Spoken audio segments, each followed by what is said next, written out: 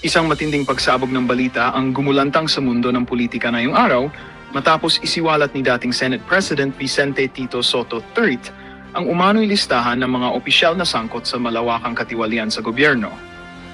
Sa isang live press conference, isa-isang binanggit ni Sotto ang mga pangalan ng mga mataas na opisyal na umano'y kasabwat sa mga maanumalyang transaksyon at proyekto. Ayon sa kanya, panahon na raw upang malaman ng taong bayan ang katotohanan at managot ang mga tiwaling opisyal sa kanilang mga kasalanan. Dagdag pa ni Sotto, matagal na raw niyang hawak ang mga ebidensya, ngunit pinili niyang manahimik noon upang bigyan ng pagkataon ang mga kinaukulan na ituwid ang sistema. Subalit dahil sa patuloy na pagdami ng mga kaso ng korupsyon, napilitan umano siyang ilantad ang lahat sa publiko. Agad namang nag-viral ang mga pahayag ni Sotto sa social media kung saan hati ang opinyon ng mga netizens. May mga pumupuri sa kanyang tapang, habang ang iba naman ay nagsasabing bahagi ito ng mas malalim na politikang labanan. Sa gitna ng kontrobersya, nanawagan ng ilang mambabatas at grupo ng mamamayan ng isang malawakang investigasyon upang mapatunayan ang katotohanan sa mga ibinunyag ni Sotto. Samantala, ilang sa mga tinukoy na pangalan ay agad naglabas ng kani-kanilang pahayag ng pagtanggi at sinabing handa silang humarap sa anumang investigasyon. Patuloy ang pag-init ng isyong ito at marami ang umaasang magiging daan ito sa paglilinis ng gobyerno mula sa korupsyon.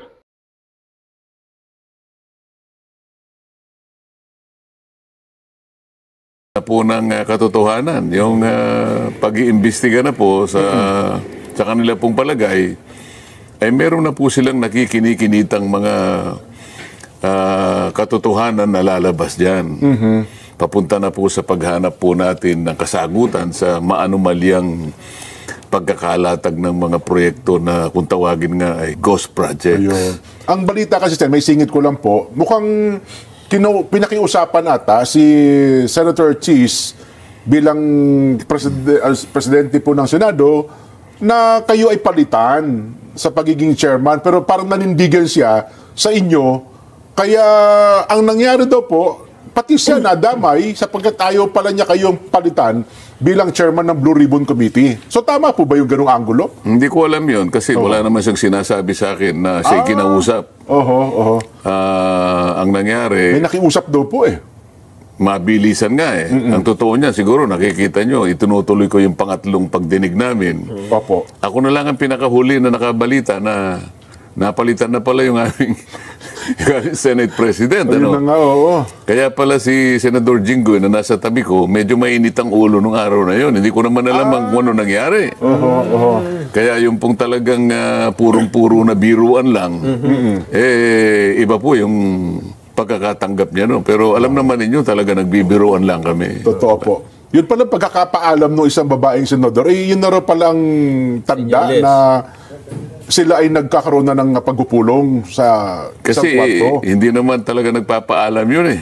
Ayun na nga po eh. Talagang yun eh, halos hanggat maaari ay nakabantay talaga. Nakabantay at lahat ng anggulo ng mga pinag-uusapan ay nakakasangkot siya sa mga usapin. Opo. Nagtaka ko kung bakit siya nagpaalam at nangako naman siyang babalik. Yes. Pero hindi na siya nakabalik. Ayun.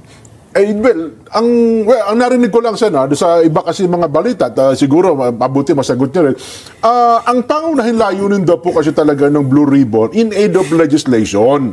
Kasi daw po, parang sa tingin daw po ng kapwa yung senador, parang nalilihis na para bagang ang dating prosecutorial na raw po ang dating ng pagdinig ng Blue Ribbon Sen. Sino po ba ang nagsabi nun? Yun po ang lumalabas. At maging sa panayam po sa mga kasama nyo sa Senado, parang yun po ang binabanggit nila, Sen. Hindi po totoo yun. Unang-una, talagang may pagka-prosecutorial po sapagkat kung titingnan ninyo yung pinaka-mandato ng komite, ng Blue Ribbon, ang tinutugis niya yung malfeasance, misfeasance at non-feasance.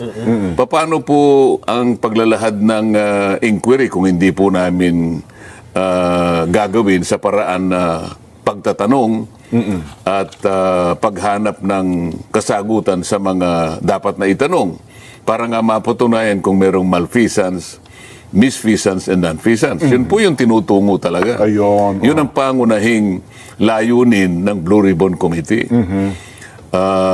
Kung naipagkamali nila, lalong-lalo na po yung aming puno ng Senado ngayon, yun po yung sinasabi niya eh. Ayun, opo. Kahit kailan ay hindi po ako lumihis doon sa tuntunin na yon. At baka dapat sana tinanong muna niya ako. Opo. Nakatatlong pagdinig lang ako eh. Tama po. Yung iba nga pong humawak ng Blue Ribbon Committee, nakalampas na sila ng halos 20. Wala pa naman silang nagagawang batas eh. Tama po. Sa totoo lang po ako, pangatlo pa lang. Pangatlo pa lang, meron na po akong naiayos. Possible areas of legislation. 10 pa yung aming naisip na kagad eh. Ba? Sa tatlong pagdinig pa lang po, ha? Tatlong pagdinig pa lang para malaman ng nakikinig sa atin Opo. na tayo naman ay hindi nagbibiro sa mga sinasabi natin. Ipakikita ko dito, alin-alin ba yung mga naisip na nating mga panukalang batas sa liwanag ng mga pagdinig kahit hindi pa talaga natatapos. Pangatlo pa lang na pagdinig. Base sa mga nakita na namin, nakita ko at nakilatis natin. Ito yung aking naisip. Kinakailangan merong amendment ng procurement law. Opo. Kasi doon napupunta po yung mga bidding natin, yung pag-award ng mga proyekto, lalong-lalo na yung pinag-uusapan ng mga flood control projects, nasasalaula sapagkat merong problema, may mga butas sa procurement law. Kinakailangan mag-introduce ka ng amendments. Meron ding amendment po sa anti-graft law. Dito kinakailangan mapatibayan siguro, kung hindi man dapat itaas siguro, pati yung pagpaparusa dito kinakailangan ibigyan talaga ng impetus dito eh. Opo. Pwede rin nating, meron po kaming iniisip na amendments po sa contractors licensing law. Ito yung sakop ng PICAB. Ano? PICAB, opo. Meron tayong amendment sa witness protection law o yung tinatawag na stand-alone bill. No? Meron tayong naiisip na amyenda doon sa ating AMLA. Anti-Money Laundering Council. Anti-Laundering. Nakita naman ninyo kung saan isip-isipin nyo yung isa sa mga nag-testify doon. Sa isang araw, kaya niyang magpatalo ng halos 14 o 15 milyon. Ito parang ang ginagamit nila, laundry area yung mga kasino natin. Kaya dapat magkaroon ng amyenda sa AMLA, sa batas sa AMLA. Nakikita rin natin ang pangangailangan para i-amend yung ating Securities Regulation Code. Sapagkat dito pumapasok ang ilang mga kawatan, yung sindikato, ginagamit nila na pasilidad itong areang ito. At dito, idadagdag natin yung False Claims Act. Ito yung, kung tawagin ay writ of quitam. Yung bang pwedeng payagan kahit isang mamamayan lang, kahit isang ordinaryo, karaniwang mamamayan na maghain siya ng asunto laban sa mga opisyal ng pamahalaan, ang kondisyon lamang kapag hindi ito binigyan ng atensyon ng ating Department of Justice. Halimbawa, in 30 days, kailangan umaksyon ng Department of Justice. Pag hindi siya umaksyon, meron ng karapatan na maghain yung karaniwang mamamayan. Sa laki at sa lawak ng pangyayari, iskandalo na nakita natin sa mga proyektong flood control na yan, kailangan nating siguro makagawa na ganitong uri ng batas also. Kailangan din nating pasiglahin yung kailangan ma-approve na natin itong Whistleblowers Protection Act na nakabinbin pa ngayon. Meron pa tayong Heavy Equipment Registration Act. Sapagkat itong ginagamit nilang mga kasangkapan, mga makinarya sa mga proyekto, wala naman listahan ito eh. Ginamit na nila sa ganitong proyekto, pipilitin pa nila kunwari na isulat na ginamit sa ganito. Hanggang Mindanao eh, lima lang ang makinarya mo eh. Ang project mo mahigit na 50, ibig mo sabihin eh, iisa lang ang ginagamit mo makinarya. So, at saka ang pang-10 ay kailangan meron tayong flooding master plan. Master plan, So, dito pa lamang nakakatatlong pagdinig pa lang ako. Meron na akong 10 panukalang batas na gusto kong maipundar natin. Nga po. Para sa ganon ay ma-address natin ang mga problema kaugnay nitong maanumalyang paglustay ng ating kabangbayan. So yung punto ng in aid of legislation, Sen, Pangunahin. iyon po. Oho. Pangunahin, hindi lang maiiwasan na talagang akala mo, meron nagpo-prosecute ka. Talagang ganun eh. Kailangan mo magtanong eh. Opo. Kailangan mo magpalitaw ng ebidensya eh. Paano mo ngayon mapangangatwiranan na ang dami palang ganitong mga anomalya kung hindi ka kukuha ng tao na tutulong sa'yo. Kaya ko lang naimungkahe na kung sino man po ang gustong nagsalita na, ay nakausap ko na po yung DOJ na nakahanda po silang tulungan kayo. Basta sasabihin po ninyo yung katotohanan at maituro ninyo yung mga taong nasa likod. Ayun. Mas malalaki sa inyo. Ang nangyari nga lang, bumaligtad naman ang DOJ. O, yun nga. Akalain mo naman, daming kondisyon. ito yung nakakapagtaka eh. Opo. Kausap ko ang Secretary ng Department of Justice, Linggo. Kausap ko yung kanyang USEC, siguro Biyernes o Sabado. At nakausap ko pa, bago ko uli makausap ang Department of Justice Secretary Boyeng Remulla. Alam nyo naman na magkaibigan kami. Ay, opo. Kahit sa Congress pa, oh. So, kinumit niya sa akin yun. Okay yan. Sabi niya gano'n. Ang totoo niyan, partner naman namin kayo, ang Senado, para maipasa natin itong Whistleblowers Act. Pagtulong-tulungan natin yan. Sige, pangako muna sa kanila na mabigyan natin sila ng provisional immunity. Kaya malakas ang loob ko sapagkat alam ko nakahanda siya na tulungan kung sino man ang tatayo talaga na magsasabi na ng totoo. Dito wala pa kayong tinutukoy kung sino. Wala pa. Naihinuha ko lang. Sabi ko, baka sakali. Baka Sige may ka salita, niya. magturo. Kasi ka ako, na-upload ko na ito nung nakaraang hearing. Baka ka ako merong Opo. At saka sa magkusa. programang ito, Sen, noong Biyernes, di ba Oo, sinabi baka niyo merong na? magkusa. Kailangan Yan. nakahanda ako. Kaya nga, tumawag na ako sa iyo. At mabuti naman ka ako, tumawag ka na rin sa akin para makonfirma natin na magkaugnay tayo sa layo ng ito. Yung Witness Protection Program, legitimate na remedyo ito eh. Nasa batas ito eh.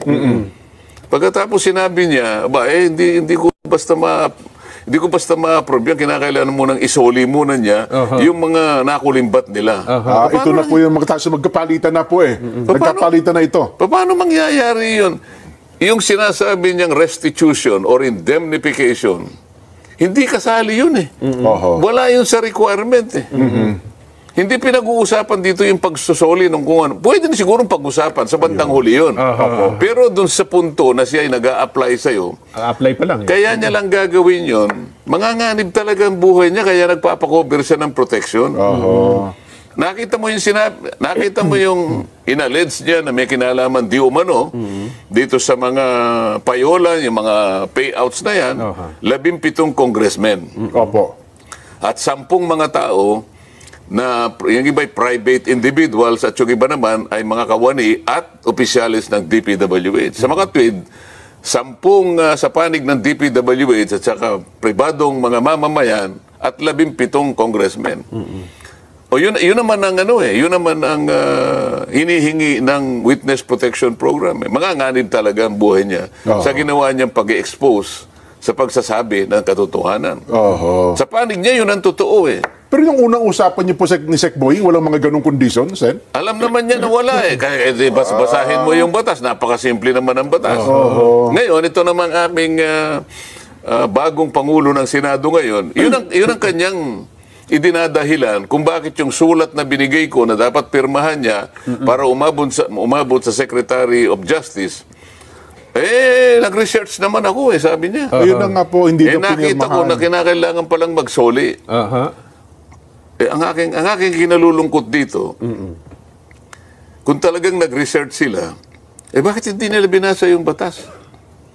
Wala namang sinasabing ganun na magbayad ka muna. Isauli mo muna kung ina-allege na ninakaw mo o ano man. Walang iniwan sa yung i-rescue kita. Halimbawa, merong kidnap or ransom. Opo. Halimbawa, itong cameraman natin. I-rescue kita pero magbayad ka muna. Hindi pa, parang mali eh. Oho. Kaya mo siya bibigyan ng protection at hindi mo siya hihingi ng kahit ano. Dahil nga doon sa kanyang pagpapahayag, doon sa kanyang pagtulong sa iyo, sa panig ng Estado, magsasabi na siya ng totoo. Oho. Kasi mahirap eh. Kung walang tatayo na magwi-witness, sinong mahuhuli natin? Opo. Lahat yun, aligasyon. Lahat po yun, paratang. Kung wala magsasalita. Hindi ba, Opo.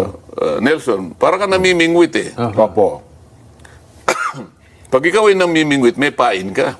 Opo. Tama po. Anong gagamitin mong pain? Butete, halimbawa. Oh, bulate. Bulate. Maliliit na isda. Oh. Para makahuli ka ng malaking isda. Ayun nga. Pain. Kung walang pain, O walang pain. Walang pain. Sino yung papain? Yung pain, gusto niya proteksyonan mo naman ako. Kakagatin ako niyan eh. So ang ang pinangako dapat na Sekboy, ano po, provisional. Hindi, sinabi niya, sige, pangakuan mo sila na sa ngayon pa lang, kaya tinawag niya na provisional immunity. Provisional immunity Manggagaling sa akin, Opo. para malaman nila, wag naman ninyo kung ano, o wag niyo munang kung ano ginagawa nila. Pupunta doon ang BOC, pupunta ang BIR, pupunta yung AMLA. Teka muna, magpa-apply ito eh. Opo. Ito yung proteksyon na hinihingi niya hanggang sa ma-approve na eventually yung kanyang aplikasyon. Walang sinasabi doon na kailangan kang magbayad o magbalik nung inaakala mo na nakulimbat mo. Wala pa eh. Oho. Nag-iimbestiga pa lang tayo eh. Paano natin makukwenta kung ano yung babalik? Wala pa naman tayo sa estado na yon. doon po sa angulo na ang sabi naman nila, kasi selective ang sinasabi, parang may itinatago, merong pinipili, Oo. at ang gusto daw ay magsabi ng tell-all. Walang dapat na itago. Meron pang binabanggit siya, dyan singit ko lang nagsimula doon sila 2016 eh. Eh bakit daw binabanggit 2022 lang hanggang sa kasalukuyan? Parang may mga tinanggal daw na pangalan eh. Yun ang kanyang sworn statement. Opo. Wala akong magagawa. Ang sinasabi ng aming bagong Senate President, meron daw nagbulong sa kanya na inedit daw yung Inedit short daw, yun, statement. isa pa yun. Oho. Ito ang medyo mabigat na tanggapin yung pagpaparatang na gano'n. May bumulong daw na taga Blue Ribbon Committee. Paano kaya kung malaman niya ang katotohanan na hindi naman alam nung Blue Ribbon Committee na mayroong sworn statement na lalabas nung araw na yon? Yung sworn statement na yon, direktang Opo. ibinigay sa akin. Opo. Hindi alam ng Blue Ribbon Committee. Paano mong sasabihin na inedit? Sino mag-e-edit? Diretsong pumunta sa akin. Oh, yun pa. Oho. Ako nag-edit.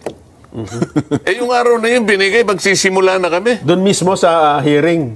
Hindi naman doon sa hearing. Basta kinakailangan. Doon sa araw ng hearing. Ilang oras na yung bago kailangan makuha ko. Oho.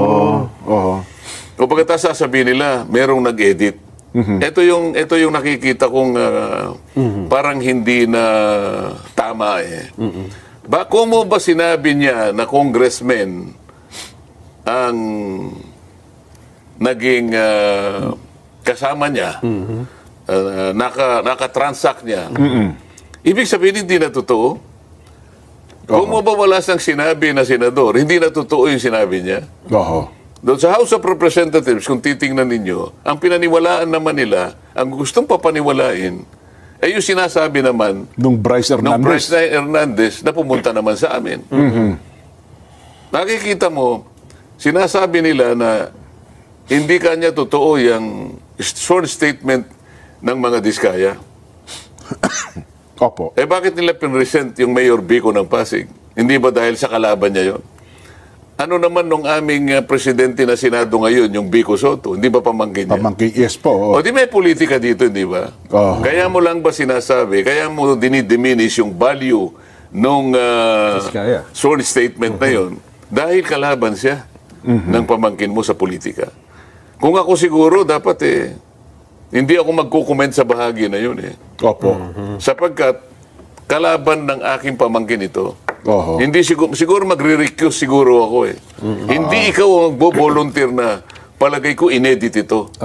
Sa aking palagay, maraming butas ito. Hindi ka dapat magsasabi ng ganon sapagkat magiging bias ka. Oho. Dahil kalaban niya ng pamangkin mo. Sa politika. Itingnan mo na lang. tinawag si Mayor Vico sa House of Representatives, hindi para magbigay ng testimony, hindi para magbigay ng dokumentong makakatulong para makakuha ng maraming batayan. Nagsabi siya ng opinion niya Tungkol na sa mga diskaya. na sinungaling ang mga taong ito. Yes, opo. Ang opinion ba'y tinatanggap sa pagdinig? Oho. Opinion mo yun eh. Sa bawat pagdinig, mapakorte man o ibang quasi-tribunal, quasi-judicial tribunal, ang opinion, dinabaliwala. Oho. Hindi tinatanggap ang opinion. Bakit kinakailangan siyang magpahayag ng opinion doon? Oho. O pagkatapos, inahanap ko yung Bryce Hernandez. Kasi pinahiram sa House of Representatives at doon ay tumistigo. O ba't hindi na sinuli? Opo. Tinanong ko yun. Sabi ko, Mr. President, bakit hindi sinuli sa atin? Hindi ba, ito yung sulat mo, babasahin ko sa'yo. Opo, opo. Oo. Paihiram ko sa inyo, sabi niya, pero pagkatapos ng hearing ninyo, ibalik ninyo ng madali, Opo. ligtas, dito sa Senate. O ba't pinanatili mo ka ako sa Quezon City QCPD Sa Krami. Sa Krami. Oh, sa Krami. Detention Center. Opo. sa Krami? Bakit Custodial ganun? Center. Oh. Uy, nag-request sa akin si Speaker. Teka muna. Opo. Yun na yung napanood namin na nagkaroon ng viral ngayon sa social media. Bakit pag na-request na yung Speaker, sabi ko, sumusunod ka sa Speaker? Pero yun naman daw po kasi siya, na-request ng Bryce sa Kongreso. So bilang puno ng Kongreso, siya naman ata. Sino ba ang dapat magpasya kung saan siya madidetain? Si, Yung na-contempt? O yung otoridad na nag-contempt? yung nag-contempt. Kayo, nakastanding yung contempt order na Senado. Hindi ka Opo. pwedeng mamili kasi ikaw ay nasa legal custody ng Senate. Nanganganib daw po siya doon, Sen. Kaya kapag hindi mo siya sinuli, binibigyan mo ng credentials sinasabi niya. Ayun. Sa mga tweet, sabi ko, ang hindi ko kayang tanggapin, kaya hindi mo siya masoli dito, naniwala ka na nanganganib siya dito Senado. Tatanggapin ba natin yan? Tayo Senado ay hindi natin kayang proteksyonan. Opo.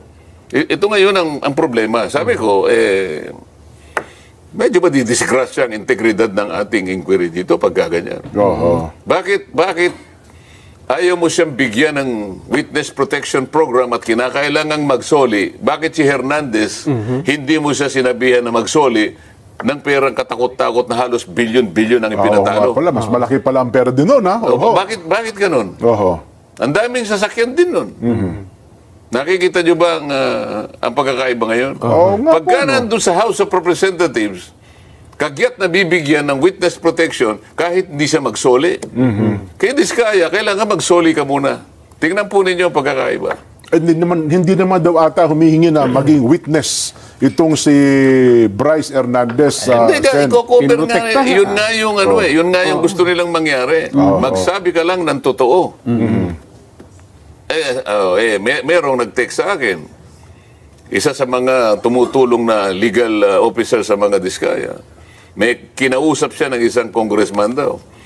Maglaglag din kayo ng senador para hindi kayo makontempt. Ganito na ba? Oho. Tingnan ninyo, historically, ano ba nangyari kay Grijaldo, hindi ba? Opo. Ganon, sila yung gumagawa nun. Sa Senado, walang ganon eh. Yun ang nangyari kay Garma. Yun ang nangyari kay doon sa pulis, yung Ed, nakalimutan ko yung apelyido. Oho. Pero sa Senado, walang ganong klaseng kasaysayan. So, gusto ko makita ninyo yung pagkakaiba.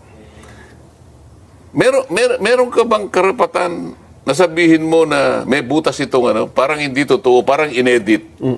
Oho. Bakit mo huhusgahan ang sworn statement ng isang tao nung ihayag niya nung ako pa yung chairman ng Blue committee? Ribbon. Opo. O bakit nung ako'y napalitan na, ibig mo sabihin, yung proceedings namin ay papalitan mo rin? Oho. Pinagtalunan, inapprove, ito yung ginawa namin, napatunayan namin na kailangan niyang magkaroon ng protection. Ito yung hiningi niya. Kaya gumawa kagad ako ng sulat bilang chairman. Bininbin niya. Alam niya kasi papalitan na pala ako. O, ang ginawa niyang dahilan ngayon, kaya hindi niya pinirma yung sulat ko, hindi na ako ang chairman. At binigay niya raw kay Chairman Ping. Si Chairman Ping naman, nag-uusap na raw naman pala sila, kailangan magsoli muna. So, yun po yung nangyari. Sa makatwid, yung aming ginawang proceedings, kino-question pa nila eh. Wala raw, marami raw sa mga kasama namin ang dissatisfied sa direction na tinatahak namin. Yun pa po ang binabanggit. Oo. Ano Siguro, bang direction ninyo? siguro liwanagin natin. Ano bang direksyon ang gusto nyo? Ayun. Di ba? Kami ang direksyon namin matuwid eh. Kayo, anong gusto yung direksyon? Sino siya para sabihin niya na dissatisfied? Sino sa mga kasama namin dissatisfied?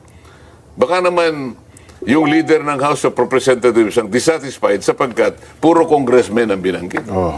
Kaya pala sinasabi nila, magbanggit din kayo. Maglaglag din kayo. Para hindi kayo makontempt. Tama ba yun? Doon po sa punto ng pagiging state witness, kasi sabi nila, dapat daw, ang isang state witness ay least guilty.